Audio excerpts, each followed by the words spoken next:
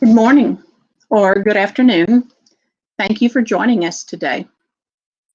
Many years ago, I was put on steroids for a medical condition, and I gained about 100 pounds in 3 months.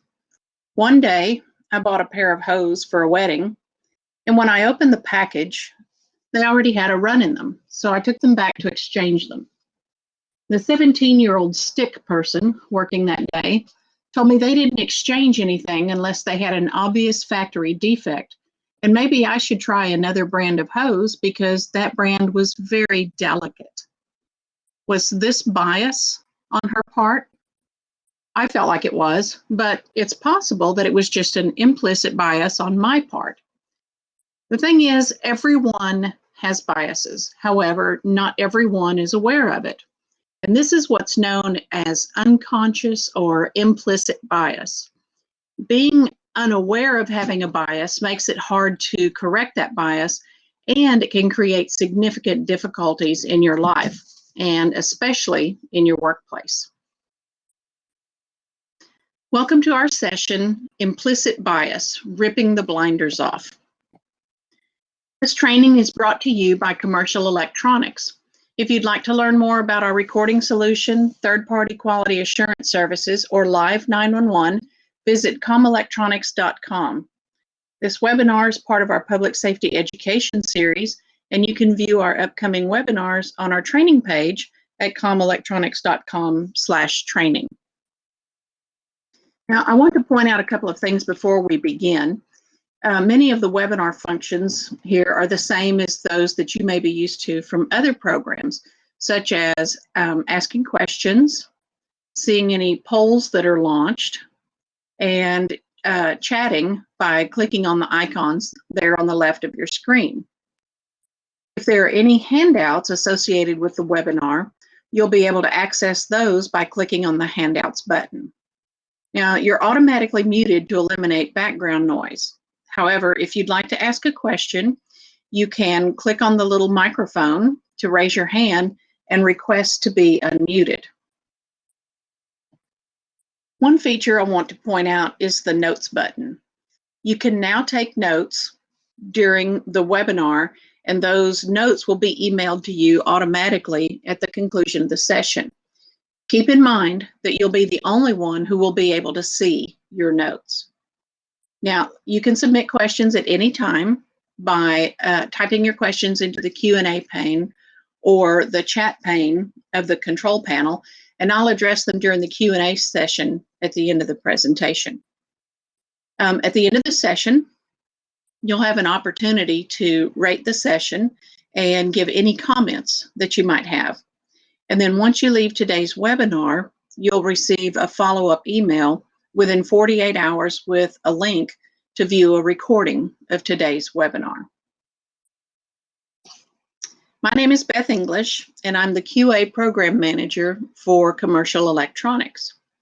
I started my career in public safety communications 33 years ago at the ripe old age of 9.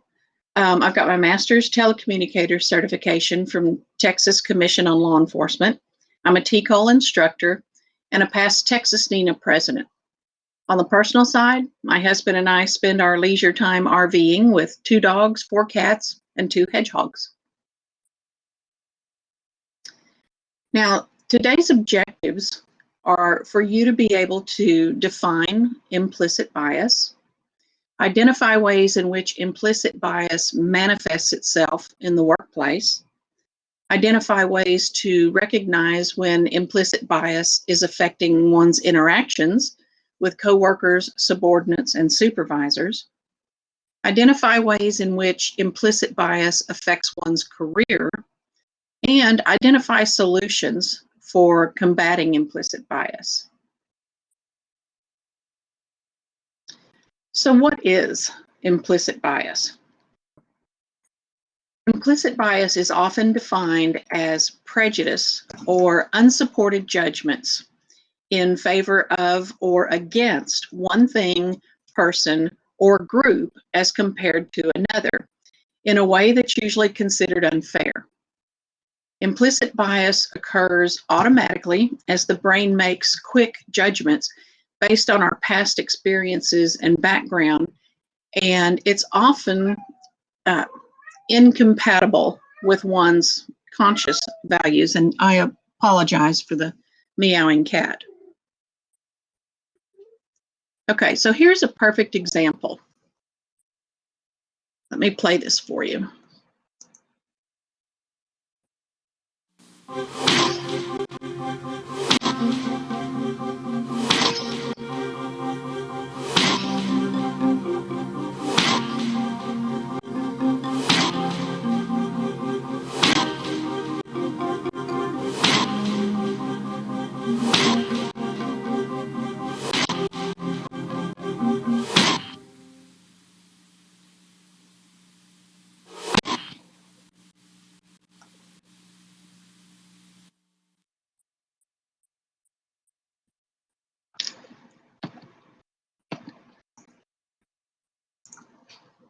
Okay, before we go on, I have a couple of polls for you. First off, do you have a bias that you know of?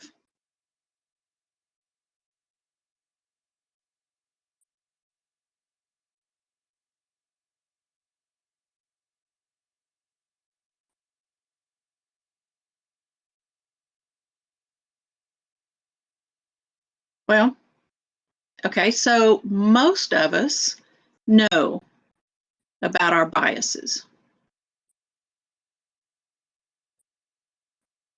All right. And I do have another quick poll.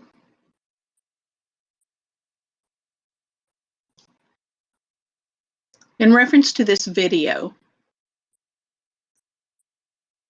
did you automatically assume the man in the picture was the criminal?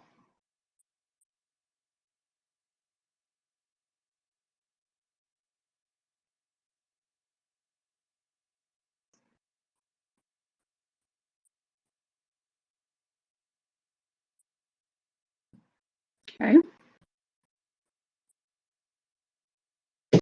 Most of us did, and I will admit that when I first saw the video, I thought the man in the picture was probably the criminal also. Okay. Very good. All right.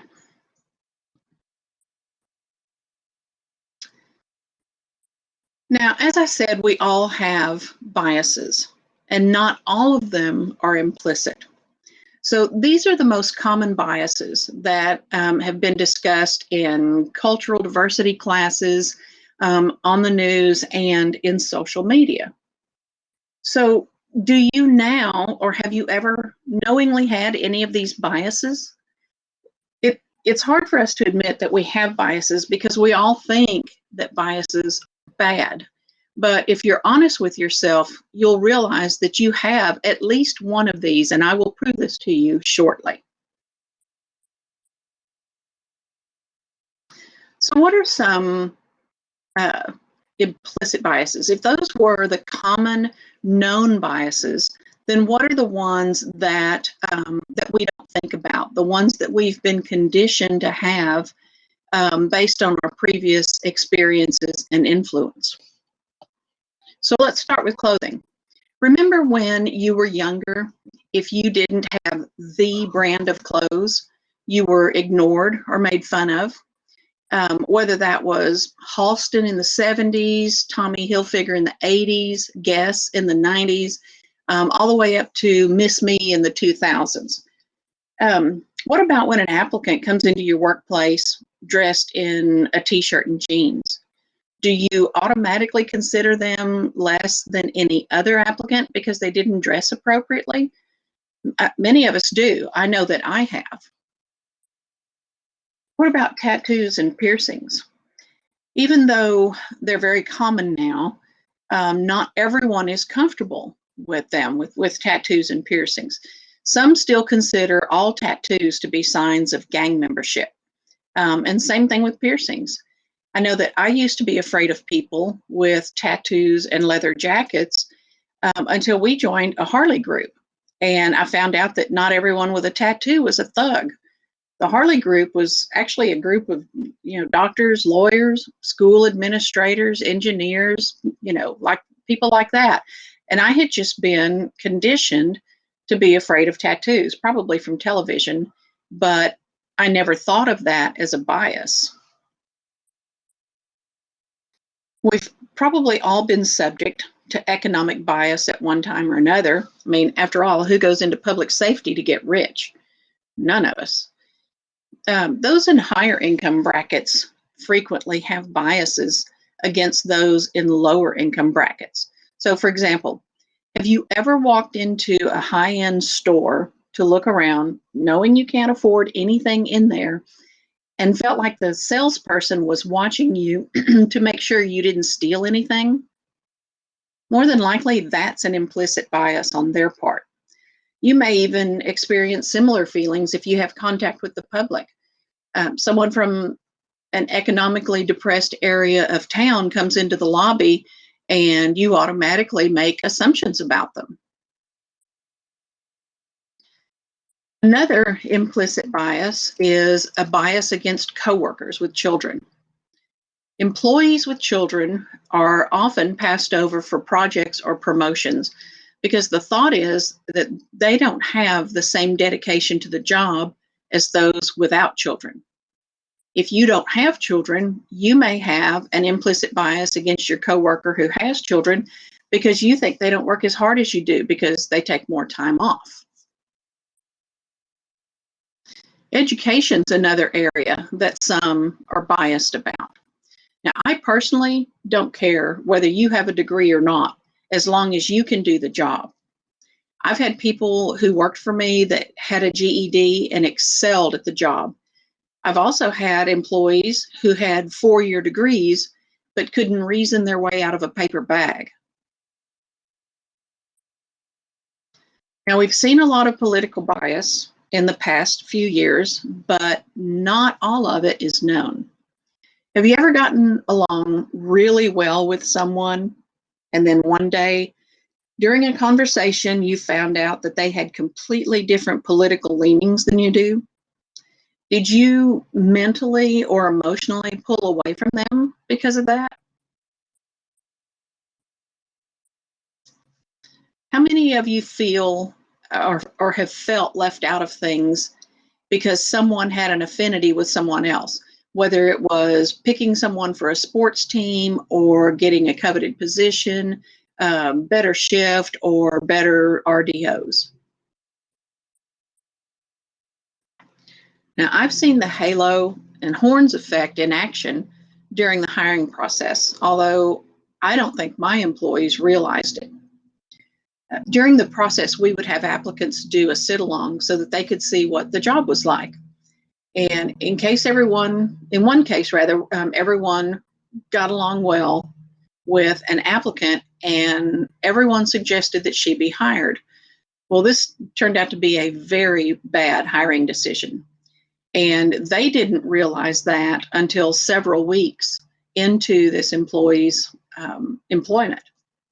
And the same thing happens with the horns effect.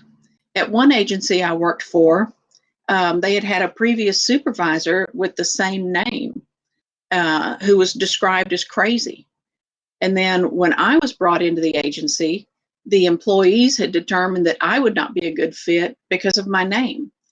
And it took me a while to beat that out of them. And attribution is when you attribute someone's action to your impression. For example, if someone driving a Mercedes cuts you off on the road, you attribute that to the fact that they were probably texting rather than the fact that someone else cut them off first. Now, whether you have biases that you know about or you have implicit biases, they're all going to manifest in the workplace, whether you mean for them to or not. So what happens when we let those biases creep into the workplace?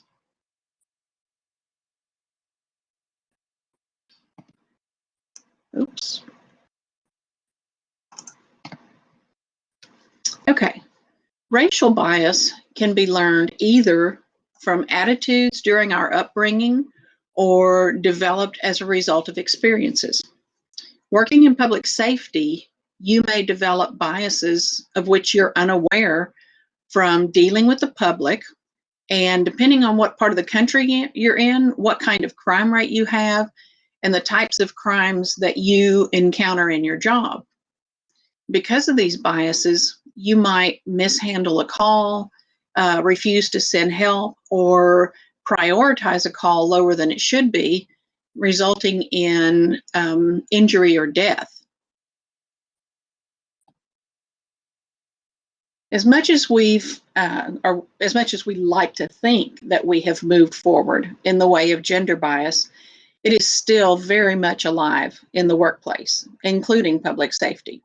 In fact, just this week, there was a post on Facebook about the Good Old Boys Club at work and having to deal with that. I know that many old school chiefs and directors still think women should be in the background. And this was really evident in one agency that I worked for, that when I had a suggestion to make to the chief, I would take it to one of his male division leaders and have them bring it up because I knew if it came from me, it would be dismissed out of hand. And because of this attitude, most of the female employees in the department had absolutely no respect for him. And more than a few of them had these little quote unquote pet names that they called him. Most of us don't think that we have a bias against age, but pretend your agency is shorthanded. Just pretend, think outside the box here, that you're shorthanded. People are working massive amounts of overtime. They can't take their holidays or their vacation days. Applicants are testing and interviewing daily. And then this applicant walks in, this woman. Now, many telecommunicators will say that they don't have age biases, but when it comes to hiring an older person, that unconscious bias comes out. And the same thing can be said for younger employees. Younger employees are bashed constantly as being undependable and unwilling to work. And many comm center employees don't want to work with the younger crowd because they feel that the younger crowd doesn't have the work ethic needed for the job. And they also don't understand how serious the job is. And because they're used to learning everything from YouTube, they want to just jump right in and start taking 911 calls. And although this may not be true for all, the bias is there for many because we've experienced these issues with previous trainees and or employees. Now, we've all heard of others having biases against people because they're thought to be unattractive.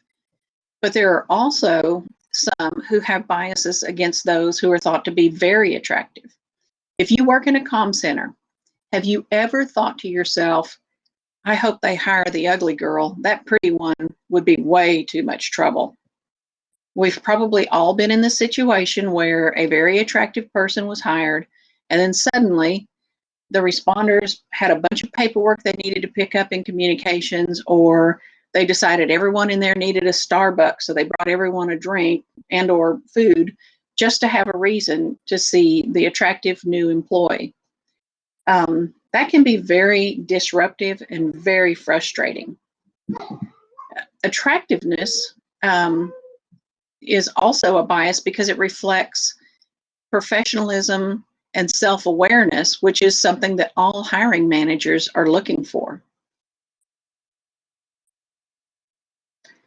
Now, weight is a bias, whether it's against someone who is overweight or underweight. And bias against weight may come out as jokes, usually when discussing the purchase of new chairs in a comm center. But the comments themselves may not be taken as jokes. It may also involve actions against people who are overweight by causing exclusion, or an employee not being considered for promotions because the agency wants a certain type to represent the agency. Many of us develop clothing biases based on personal values or what we're exposed to in the media. Several clothing biases include black hoodies, revealing tops, sexist slogans, hijabs, and brand name clothing. With a clothing bias, it may affect the way you handle calls or one-on-one interactions with citizens in the lobby or even applicants. We may treat those wearing these items with less respect than we would someone wearing a pair of slacks and a sweater. What about tattoos and piercings? If this person came in for a job interview, would you consider him, even if your agency had no contact with the public? Many people associate tattoos and piercings with motorcycle gangs and criminals. If you were to interview this person, you may call him in and ask the fewest number of questions you possibly could until you could quickly escort him out the building. Economic biases. I worked at an agency once in a very affluent area, and so many of the calls that we received from the residents were just downright silly.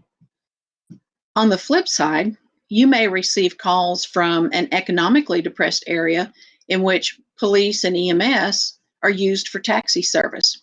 As a result, you develop biases against different economic groups, which can lead to complacency and mishandled calls. In comm centers, some have biases against coworkers who have children because they're always needing the weekends and holidays off to attend football games, dance recitals, things like that. Those who have children think the ones who don't just don't understand real life. They just don't understand what's going on. So what results is a constant struggle between the groups for time off and shift bids, and then resentment for each other. The ones without children feel like they have to stay at work until a job is done, while those with children are out the door the minute they're relieved.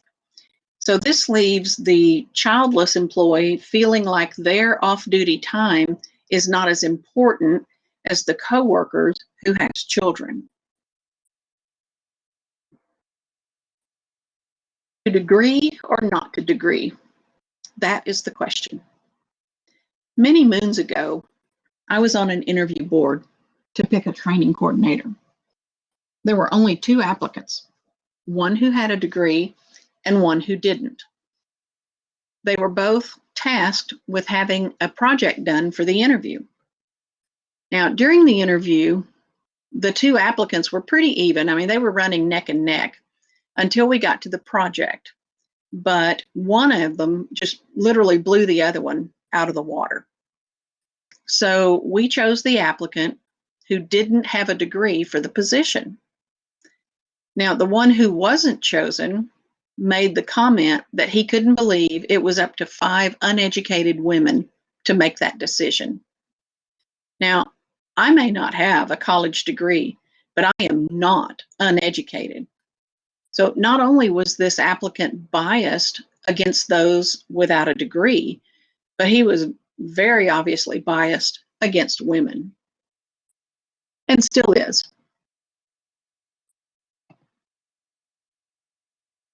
It's obvious we all have political differences, but many of us don't realize that we have biases against people who have different views until we find out about them.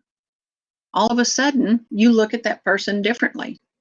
It could be a good friend or a coworker that you really like, and the bias becomes evident when you realize that you feel or act differently towards that person. Affinity bias is the tendency to get along with others who are just like us, and it allows for cliques to develop. In comm centers, it's normal for those who have an affinity to sign up for the same shift. They learn to function as a well-oiled machine. And when a new person joins the shift, whether it's a new employee or just an employee transferring from another shift, the original members of the shift will form a clique and they'll leave the new person out. And what this does is it ends up adding to that new employee's stress, job dissatisfaction, and eventually it just leads to more turnover. Affinity also affects the expectations of employees or coworkers. So we tend to have higher expectations for those with whom we have an affinity. And that can be intimidating to those who just can't meet those expectations. Now, the halo horns effect is when you let either a positive or negative impression of someone influence your opinions or your feelings in other areas. For example, let's say that you interview an applicant that arrives on time or even a little early. They behave very respectfully during the interview. They thank you for your time. And then later on, they send you a thank you note. You know, you get a very positive impression of them because of their manners and how respectful they were. And so that when you hire them, you carry that impression forward, even if they turn out to be unqualified for the job or more trouble than they're worth. On the flip side, you may have an employee who is bald, who reminds you of an old boss that you once worked for, who was also bald, but he was also mean. So you automatically have a negative impression of that employee, and you carry that over into your interactions, evaluations, and things like that with the employee. And then we have attribution bias, which is when you assume something about a person without knowing the full story. So, for instance, someone arrives late to work, and you just assume that they're lazy and they don't care about their job. You attribute their actions to your assumption. While at the same time, if you were late to work, you would attribute it to an external circumstance, such as slow traffic, your alarm didn't go off, you know, things like that. And the reason that we do this is because we're aware of our circumstances. We know why we were late, and we know what our motivations are, but we're unaware of someone else's circumstances or motivations. But we all know what happens when you assume, right? So making assumptions can lead to resentment against others and could eventually end in a heated conflict between two employees. Now, another poll here before we go on. What bias or biases do you feel that you've experienced in the workplace?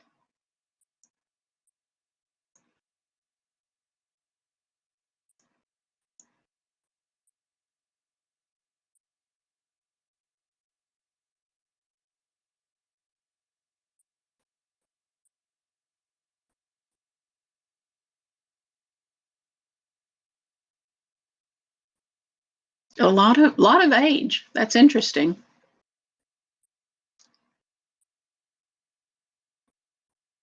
Golden child. Yeah, been called that before. Affinity clicks. Yeah, I think most of us have suffered. Yes, civilian versus sworn. Yes, yes, yes. Young and Hispanic. Age, weight, gender. Yep. Wow, that's interesting that there's been so many um, over age. Politics. Wow. Yeah. Female versus males. Boy, ain't that the truth. Okay. Well, you may live under a rock, but that's not a bad thing. Okay, very interesting. Lot of age. That's definitely more than what I would have expected in the way of age. Um, I've experienced the male versus female in actually a couple of jobs that I've been in. So that's the biggest one that I've experienced. Okay, so let's go on here.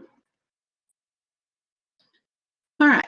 Now we've seen how bias affects different areas of your workplace, but now let's look at how biases can affect your relationships at work.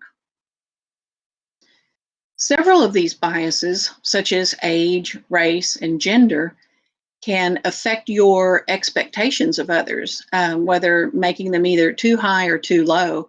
And you end up holding some people more accountable than others.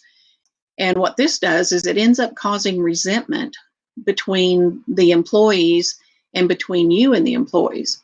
So any employee that you're holding more accountable may feel harassed and may file a complaint against you or your agency.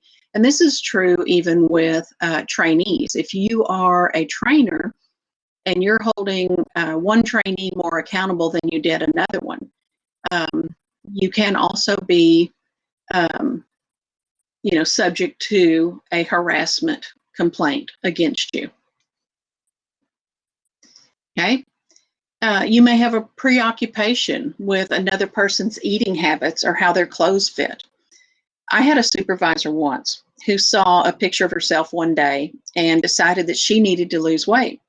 So she went on an ultra low fat diet. Everything became about the fat grams. And I mean everything, every conversation. She counted the fat grams in everything, both in what she ate and in what everyone else ate. She questioned everyone constantly about how many fat grams were in what they were eating, and then, would quote unquote jokingly tell them that they were going to die of high cholesterol or a heart attack. After a couple of times of this, it was no longer received as being a joke. I mean, it just started making people angry. People start avoiding you. So in this example with the supervisor, as you might expect, people started avoiding her as much as they could in a comm center, of course. They would have an officer bring them lunch, or they would eat the lunch that they brought from home while she was at her lunch break. So they didn't have to have her questioning them about, their fat grams. And people who at one time would come in communications, other people in the department would no longer come in communications because they didn't want to be questioned about their fat grams. And officers actually quit putting their lunch locations on the MDCs because she would call them and ask if they were counting their fat grams. Yeah, a reformed eater. That is right. The only thing worse than a reformed eater is one who used to smoke. And that's exactly how this was. Okay, people will change the subject when you talk. With this particular example, with the supervisor, everyone tried to change the subject when she started talking, but it didn't always work. I don't think she noticed that when she would walk up to someone and start talking, that they would suddenly interrupt her to ask her about a new NCIC rule or how to even do a simple function in CAD. You limit your social circle. Over time, you can develop a bias for only certain people at work, and those are the only people that you'll associate with. Even if there's a shift party, you won't attend because not all of them belong in your personal clique that you've developed based on your biases. And one boss that I had would regularly invite the entire command staff out to lunch, except for me. He would only associate with the male members of the command staff, and I was the only female on the command staff. Oh my gosh. An agency had issues with someone that went strictly vegan and left material around with slaughtered animals. Oh, Lord. Yeah, see, I'd have to file a complaint on that, which actually, and it's funny that you mentioned that because this supervisor that I'm talking about went vegan here within the last couple of years. And so now she just posts vegan recipes on Facebook all the time.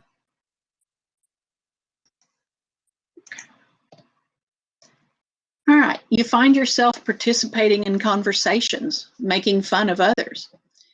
We had an employee many moons ago who had a severe overbite. And because of that, she breathed through her mouth a lot, which actually did, make her sound like Darth Vader on the phone.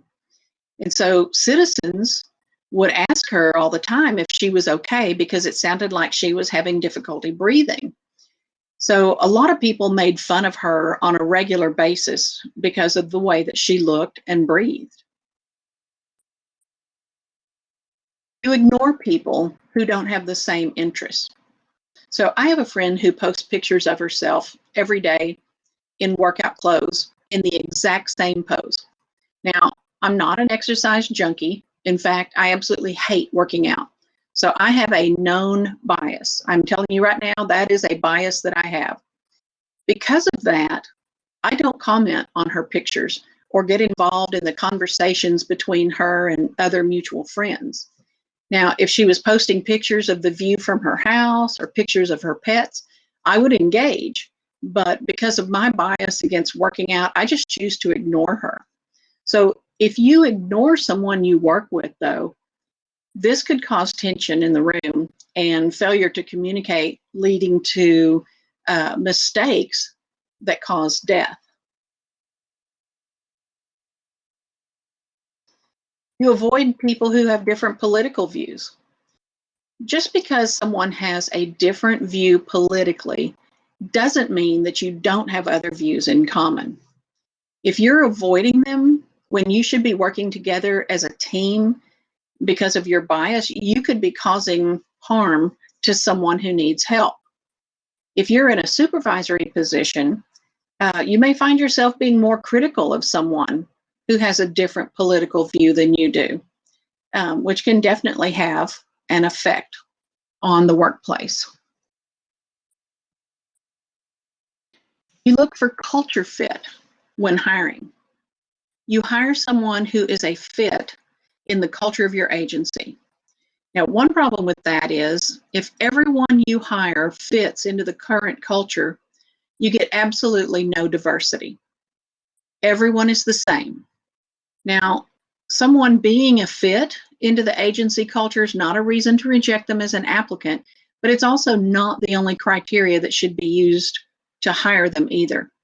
You definitely want to take their experience and their abilities into account also.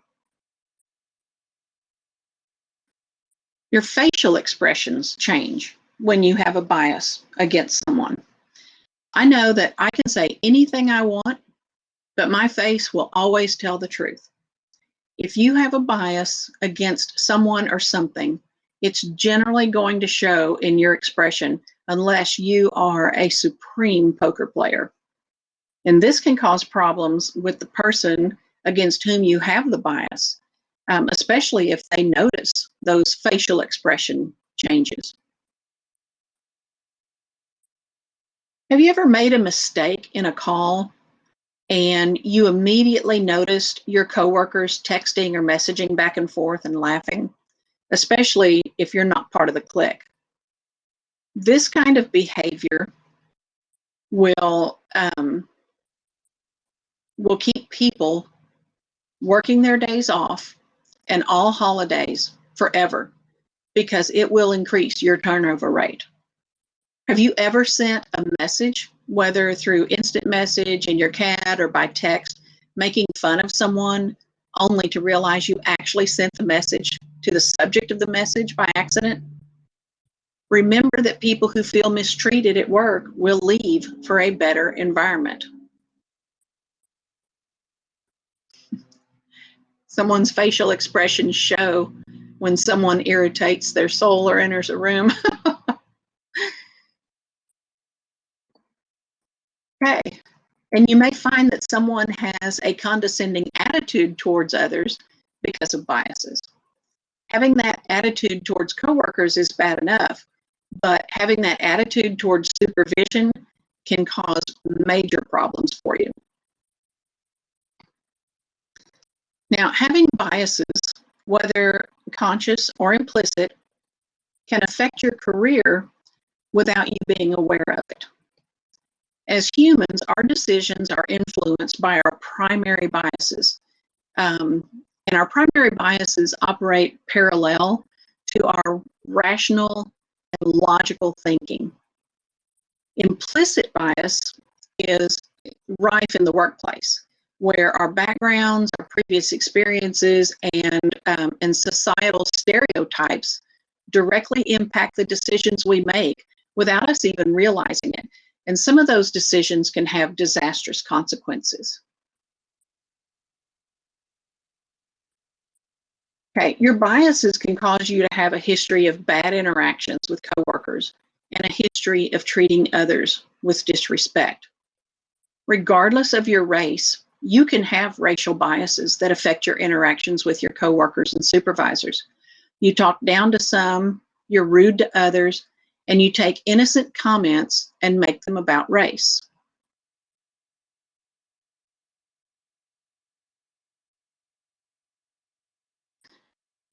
Your biases and your resulting actions can keep you from being promoted. It could be that your attitude and the contentious interactions that you've had with your coworkers have created a bias against you by both coworkers and supervisors. So your boss may choose to promote someone who's easier to get along with rather than take a chance on having to deal with you.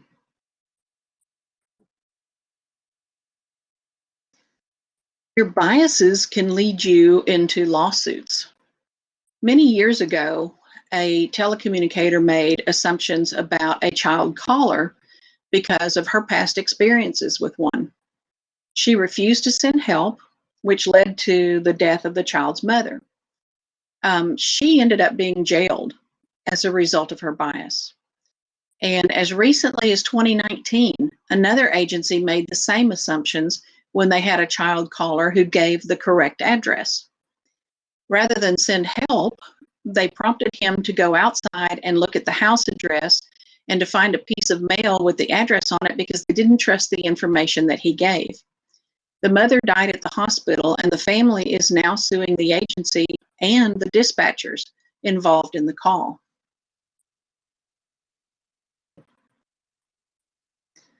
Your biases can not only keep you from being promoted, but they can also get you terminated. You may fail to document calls correctly because of the location of the call.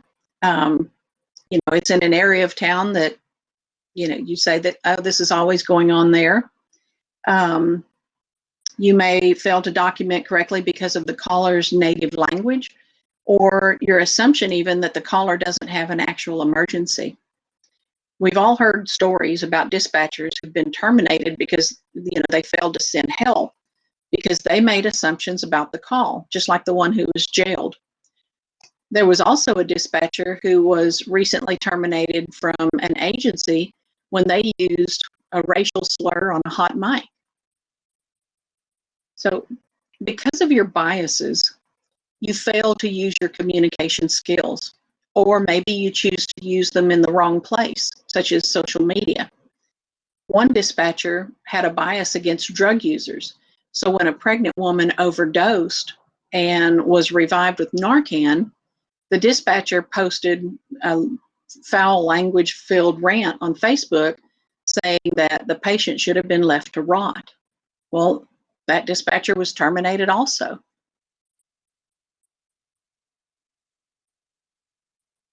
As a supervisor or a manager, you may find yourself failing to document employee behavior appropriately because of your biases.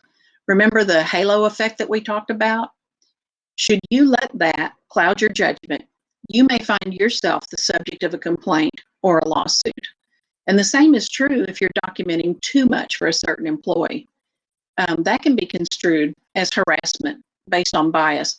So you want to make sure you have everything you need to back up any documentation, such as printed call sheets, recordings, DORs, QAs, things like that.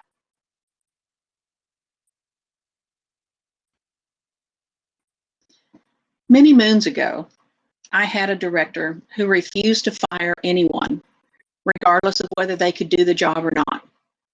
We had an older female who had been in training for 4 years.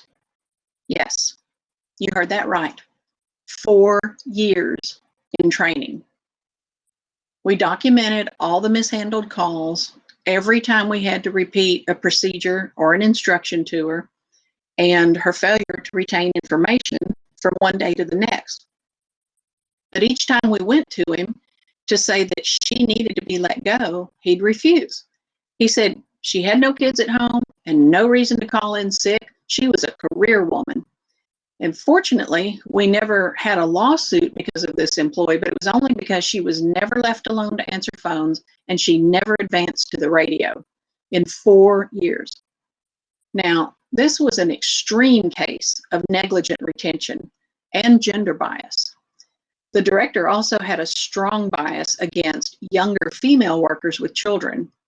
And because of his bias against women in the workplace, he regularly dismissed several supervisors' professional opinions about communications operations and trainees.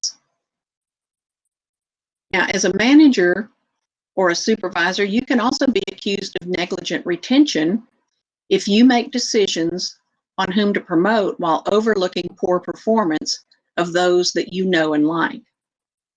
And as frontline personnel, all of these actions will be examined when it comes time for promotion.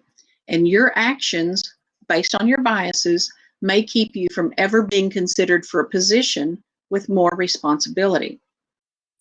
As a supervisor, you're even more susceptible to consequences as a result of your biases. If you're involved in the hiring process, your failure to hire an applicant or limiting the applicant pool due to biases can land you in an EEOC complaint and a lawsuit. So, how do we combat these biases?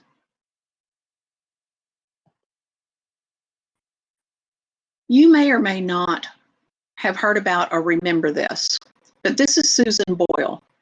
She was on Britain's Got Talent several years ago. When she first walked out on stage, everyone made assumptions about her. She was frumpy, overweight, her hair was a mess, she had a bushy unibrow, and was not considered attractive at all. This was the look on Simon Cowell's face when she first walked out. You can see on his face that he expects her performance to be a bomb. By the time she starts her audition, he is literally laughing at her. You can tell that the audience doesn't expect anything of her either. In fact, they look downright afraid for her. But once she started singing, every bit of that changed. She had a beautiful voice, and she went on to sell millions of records and became a star. Now, later in an interview, Simon Cowell apologized for the way he acted because he had made an assumption that he shouldn't have. He became aware. Since many of these biases exist beyond our conscious level and they're a result of our upbringing, experiences, or media influences, we first have to acknowledge that they exist. There are several implicit bias tests that you can take online that help you determine which of your perceptions are likely to be governed by implicit biases. And these are two that I found were very telling, but I'm not telling.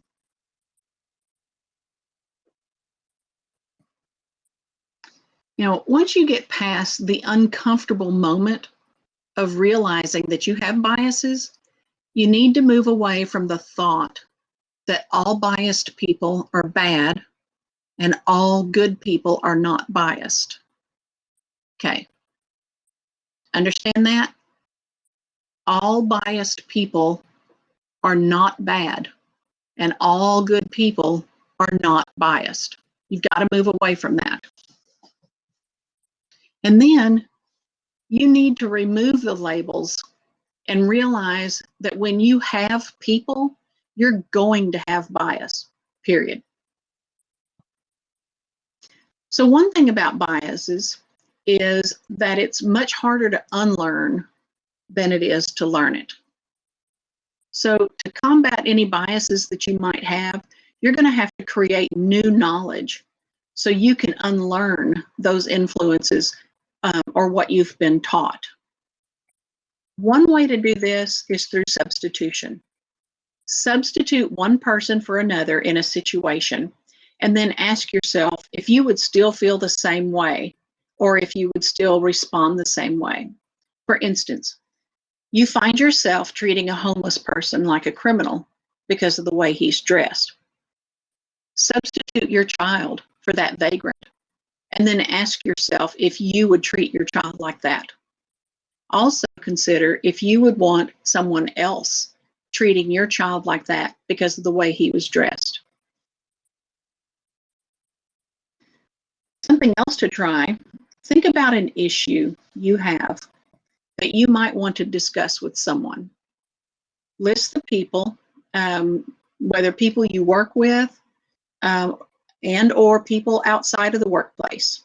List both who you would go to discuss this issue. And then categorize those people in terms of gender, sex, age, ethnicity, and so on. What you'll find is that most of those people are going to be very much like you, so they will think like you. Challenge yourself to choose someone different to get a different perspective, even if it means just getting together for coffee with someone that you don't normally talk to. Another way to combat biases is to take a break, literally. Biases tend to assert themselves more as we grow fatigued and mental tiredness sets in. And because biases are based on past experiences, as we tire, our cognitive resources start to deplete. And, that leaves our brains to rely more on, that unconscious, fast processing that is more prone to bias. So when you're tired, take a Kit Kat break, have a snack. Studies show that after having a sugary drink, your bias levels fall within minutes. If you've ever been on an oral interview board that lasted for hours, you know what I'm talking about. By the end of the day, either no one is acceptable or they all are. So don't make decisions when you're tired and hungry. Have a snack or save those really important decisions until the next day. For attribution bias, rather than assuming someone has a character flaw, ask questions and get to the bottom of what happened. You'll find that clearing the air is much better than having a negative bias against someone. For instance, at the last agency where I was communications director, I was home alone in a rent house that we had just moved into, and I locked myself out of the house. On my first day of work, I was 3.5 hours late for my first day. Everyone had assumed that I had changed my mind and wasn't coming to work. And as incredibly stupid as I felt, once I had explained the situation, they were very kind. So I was able to turn their assumptions around just by having the chance to explain and them actually listening rather than just assuming. You can avoid affinity bias and the halo effect by making notes of the similarities that you have with someone and compare them against their skills, their knowledge, and the advantages that they may have had or not had. And then once you've recognized that you have biases and you've worked on creating new knowledge, it's time to develop some new skills for dealing with those against whom you have those biases. To do that, you need to get exposed to those different groups. So you want to make a list of the biases that you have based on the awareness test that you took. And from that list, pick one group with whom you're going to develop your new skills. Read about them and their history. Do Google searches. See what activities they like, how they spend their time, what's important to them as a group.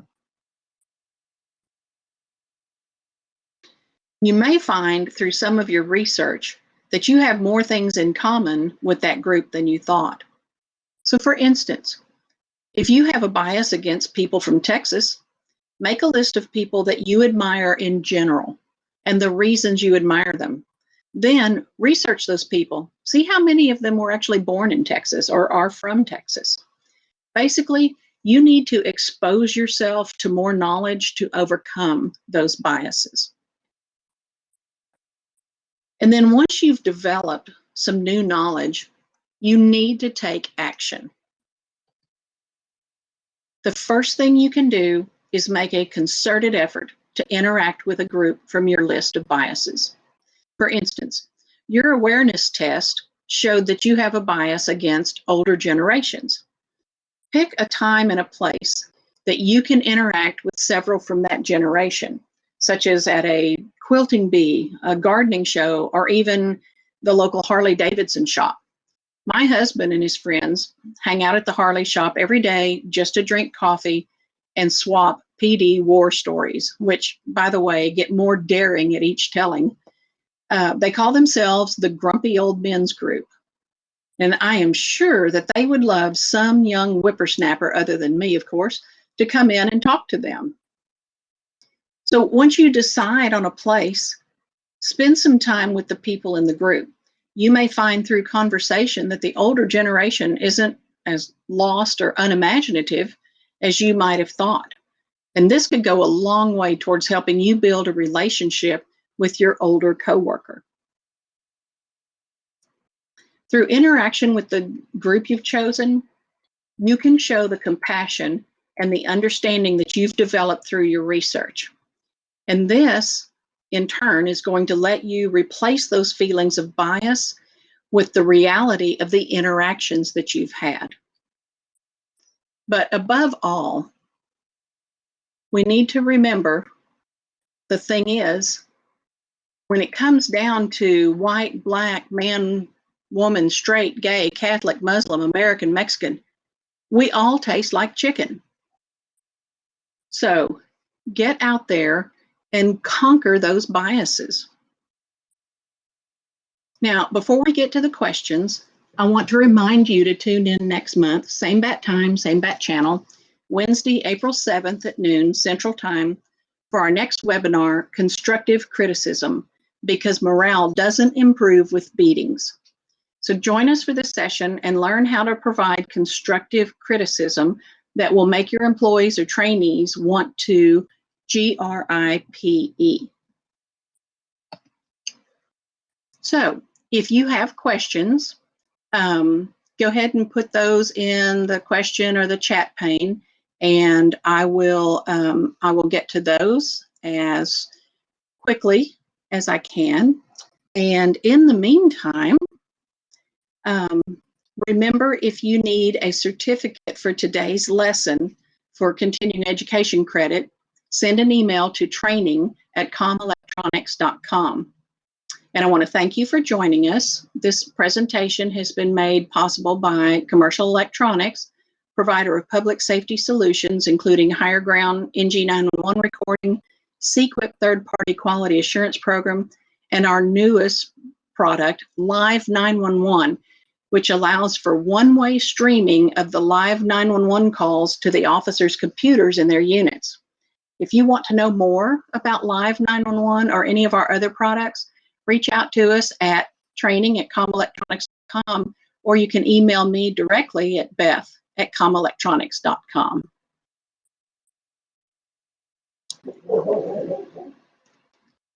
Wow. Oh, that's awesome. Somebody has seen that she has unknown biases. Very interesting.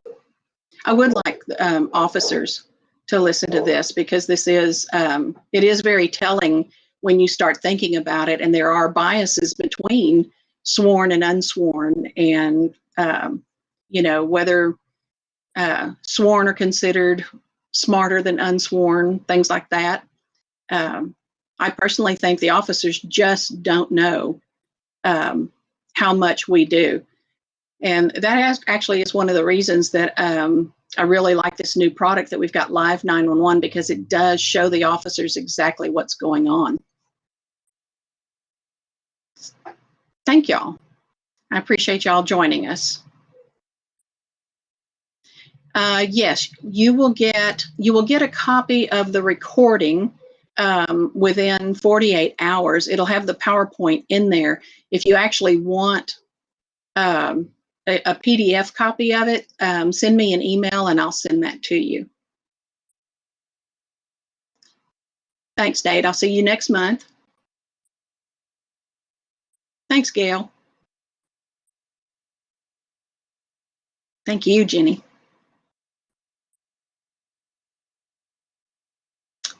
Yes, our video will also be posted on our website.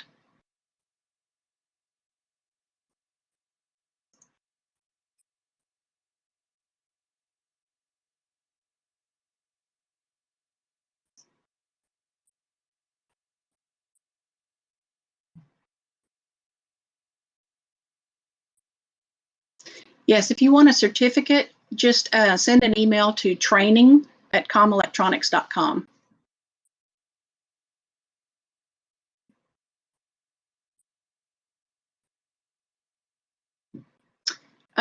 If you will send me an email, Dion, I will send you some links that I used for researching this.